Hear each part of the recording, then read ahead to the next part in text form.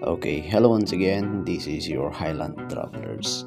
Mga sir and ma'am, shout out po sa aking provider. Okay, disclaimer lang po mga sir and ma'am. Okay, this sound na background po natin is generated from Madam Patricia Chamkas. So sa mga gusto pong makarinig ng kanilang mga music, follow nyo po sila Ma'am Patricia Chamkas. Meron po yung lyrics niya prior na lang po, okay? After this video po is meron po yung lyrics niyan. Bale, napakaganda po nung kanta nila Sir and Ma'am, and hoping po marinig nyo. Sa mga hindi nakakaintindi, sorry na lang, pero hindi po tayo magaling na translator.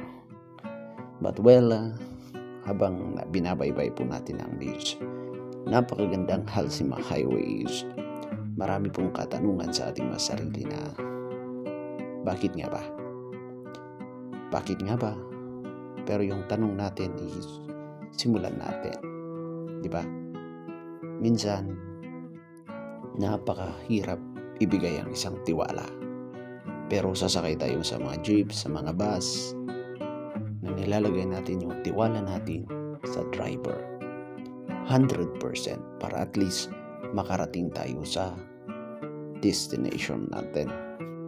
And isa sa pinapaalala sa akin ng Halsima Highway is that yung pagkakaroon natin ng tiwala. Saan ba natin pinagkakatiwala? First, saan natin pinagkakatiwala ang ating buhay? Saan natin pinagkakatiwala ang ating family? Saan natin pinagkakatiwala ang ating relationship sa mga bata-bata pa dyan? And saan din natin pinagkakatiwala ang ating mga career? Every now and then kasi ito yung mga pinagpipray ko.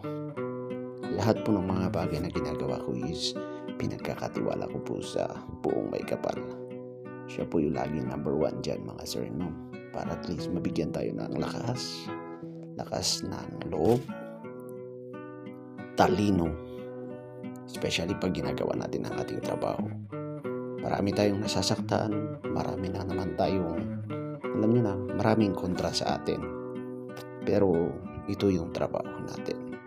Kaya napakagandang ipagkatiwala po natin sa buong may kapal lahat ng ating ginagawa. Okay?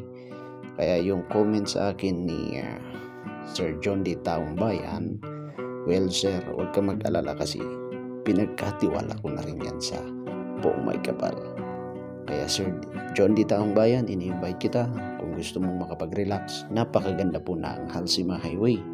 It's good for you para at least makapag-relax ka, makapag-unwind ka, and ma-appreciate mo naman ang ganda ng ating sanlibutan.